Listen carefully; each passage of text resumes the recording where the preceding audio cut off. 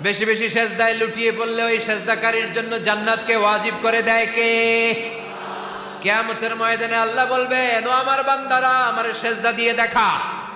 কারা কারা দুনিয়াতে সেজদা দিয়েছিলি, আজকে এই কিয়ামতের ময়দানে আমার সেজদা দিয়ে দেখা। আমরা যারা দুনিয়ার বুকে সেজদা দিয়েছি, আমরা আল্লাহু আকবার বলে সেজদায় লুটিয়ে পড়ব। আলহামদুলিল্লাহ পড়েন।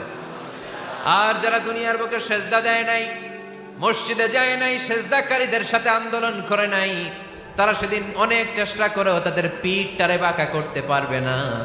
তাদের পিঠটারে সেই দিন লোহার মতো শক্ত করে দিবে কে? يوم يكشف عن ساق ويدعون إلى السجود فلا يستطيعون